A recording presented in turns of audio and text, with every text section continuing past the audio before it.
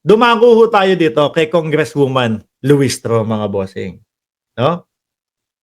Meron siyang pinupunto dito at ako naniniwala doon sa pinupunto niya na kapag ka-akto mong nahuli o nakita na mali yung ginagawa, pwede mo nang arestuhin. Even po yung tayong mga publiko, mga kababayan. Pakinggan ho natin, ha? And for my last question, Ay, wait lang, wait lang. Oo, tama yan. Sabi ni Ward Cachet, humirit pa. Pwede daw mga friends niya mag-motion. Nag-antay si Dan Fernandez eh.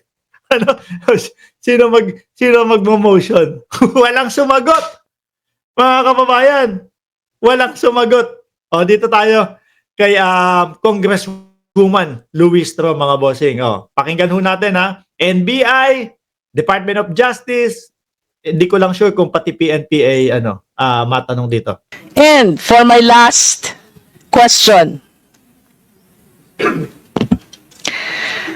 sa atin pong pag-aaral ng batas, mayroon po tayong tinatawag na warrantless arrest. Yan. Warrantless arrest. Tatanungin po yung, I'm sure NBI yata yung una. Konting DOJ yata. review lang po. Ano po ba yung mga instances when arrest without warrant is allowed? TOJ?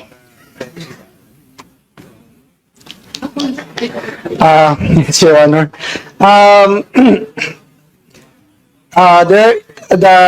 In the rules of court, Your Honor, the instances that warrants a warrantless arrest, Your Honor, is if a particular crime is being committed and the police officer has actual knowledge of the perpetration of the crime, Your Honor, the law enforcement can actually conduct the arrest of the subject without the necessity of a warrant, Your Honor. TOJ, you will agree with me, we call it the doctrine of flagrante delicto. Yes, Your Honor. Yes. If a person is caught Flagrante delicto, mga bossing, caught in the act. while committing, he can be arrested even by a private citizen without need of a warrant. Yes, Your Honor. As a citizen arrest, Your Honor. Okay. Mayroon pong fake information, nakapost yung isang vlogger.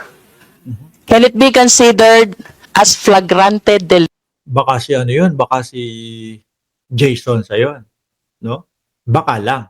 Di ba, mga kababayan? Kasi mahilig din sa fake news si Jason sa, ha? Yun daw po ba maikukonsidera na flagrante delicto, mga bossing, o caught in the act? Ako ho, para sa akin, mga kababayan, oo. Kasi nandyan na eh. Huli mo na eh. Na peke at mali at hindi totoo yung ibinabalita. Di ba? Delicto? Yes or no? Yes, Your Honor. Yes. Yes. For as long as the fake news is So, ang nakikita ko dito, kapag ka nag-fake news ka, kumbaga, kasama yun sa caught in the act na warrantless arrest. Di ba? Kaya nako, ingat. still posted. The one who posted it is in flagrante delicto. So the question now to the law enforcement, can we effect an immediate arrest? Alam niyo po, mga kababayan, pwede tayo mag-post, pwede tayo mag-share, pwede lahat. Ano po? Pero dapat katotohanan. Ano po? Dahil kapag tayo nag-post ng mga fake news at walang katotohanan, maaari na makapagdulot po ng kaguluhan sa ating bayan yan. Yung kagaya na lang nung ginagawa nila, bangag ang ating Pangulo. Wala silang sapat na ebidensya. Walang mga, eto, ganito, ganyan. Yung video nila, sablay, mga kababayan.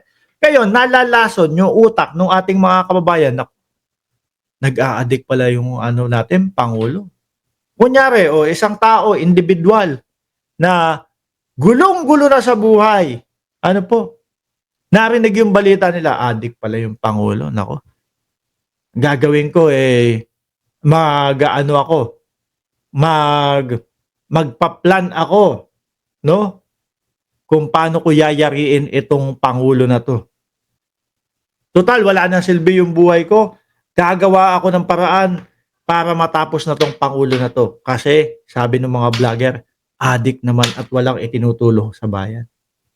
Yun po ang posible na mangyari doon sa individual na nakakasaga po nung mga walang katotohanan na balita nila. Considering that the one who posted is caught in flagrante delicto. Hmm? Yes, Your Honor, as long as the attribution Yan, caught in the act talaga yan, mga bossing, no? could be established. Mr. Chair, ang dami po ng vloggers na can be considered caught in flagrante delicto, and I find it strange. Walang inaaresto ang ating law enforcement agency. Kasi ho yung mga karamihan sa kanila, mga bossing, dahil na nga po doon sa pag-iidolo nila, no? Doon sa dating Pangulo, umaabot ng gigigil sila kasi nakikita yung mga investigasyon na iipit yung kanilang mga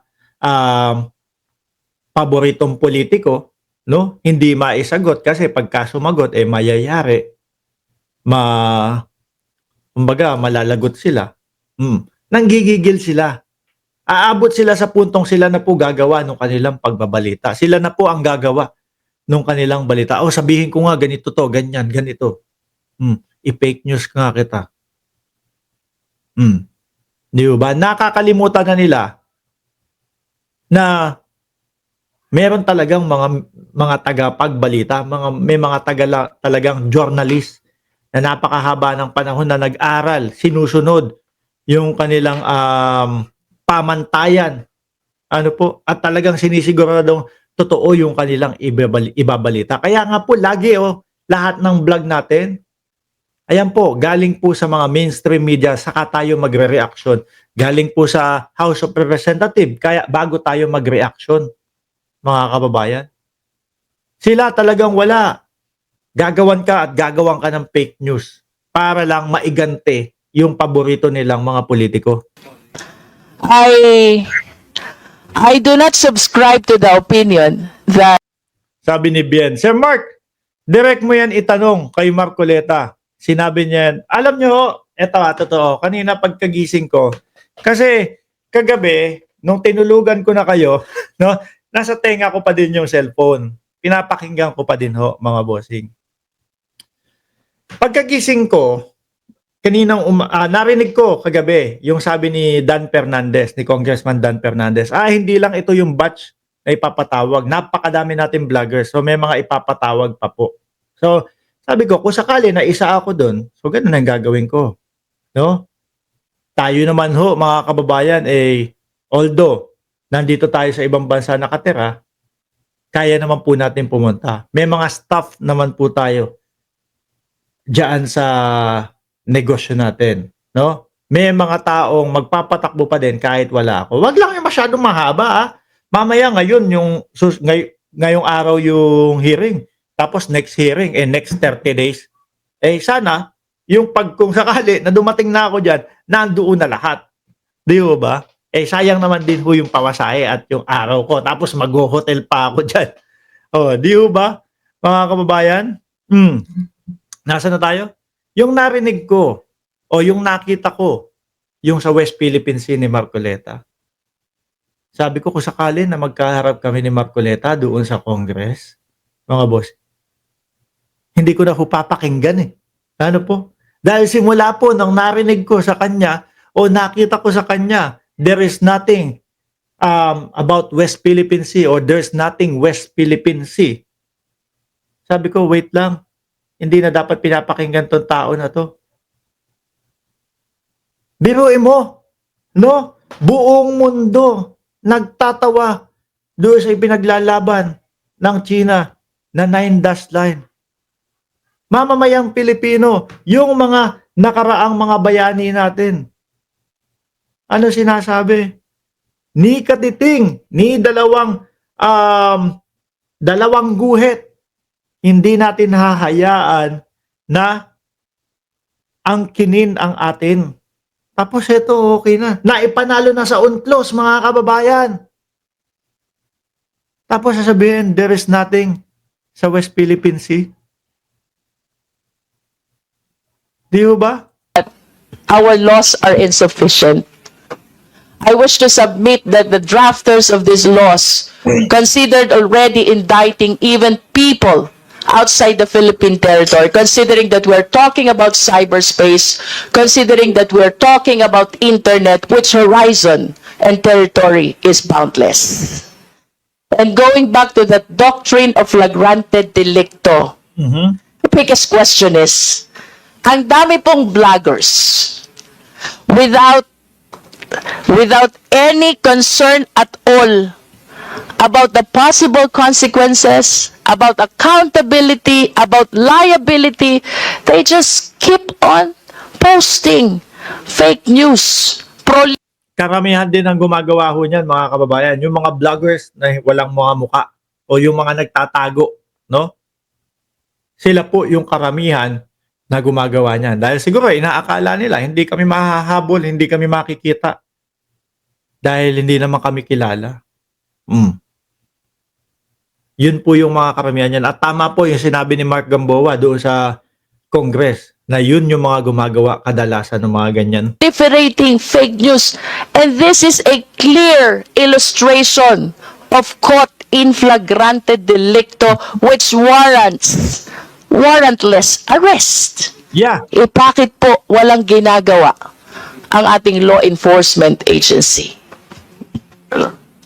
Okay, we will reply. NBI.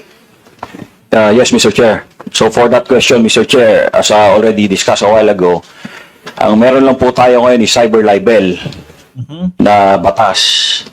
And Article 154 of the Revised Penal Code, if I may read, Mr. Chair. So, doon po sa Article 154, meron po tayong unlaws of means of publication and unlawful utterances. Number 1 po doon, any person who by means of printing, lithography, or any other means of publication shall publish or cause to be published as news any false news which may endanger the public or cause damage to the interest of the credit of the state. Yun lang po ang dalawang batas na pwede natin gamitin if we conduct a law enforcement operation or file of case. But the problem is, this case is a personal crime.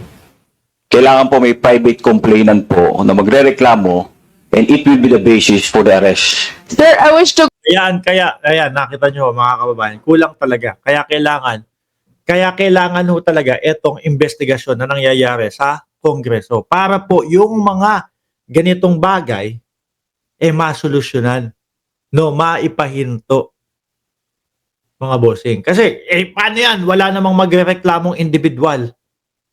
Kumbaga, fake news. Sige, walang pakialam, bahala ka. Pero nakakalason ng isip ng mamamayan, di ba? Hahanap pa o maghihintay pa ng individual na magrereklamo o maghahain ng kaso. go back to the concept of flagrante delicto. Doon po ba sa flagrante delicto, naghihintay ho ba ang police ng complainant? I don't think so. For as long as the person is committing a crime, even private citizen can arrest without need of a warrant. Mr. Chair, I believe that the questions is quite legally debatable already. So I would appreciate listening on the next hearing to our invited constitutionalist. I conclude, Mr. Chair. Ayun na.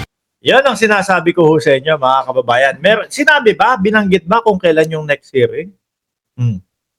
Kailangan maging handa. Hindi mapatawag o hindi, at least handa tayo. Hindi, ayokong magdahilan Ano po, pero wag naman sana yung talagang gipit na sa oras at tapos umabot na sa... Kasi kapag kayong 2 araw, 3 araw, o minsan pag 1 linggo na lang, yung pagpapapunta, kadalasan ganyan. Di ba? Kaya nga tayo mga Pilipino, advance tayong bumibili ng mga ticket dahil mas mura. Ayoko kasing magdahilan yung sasabihin ko, bawal po kasi ako ganito.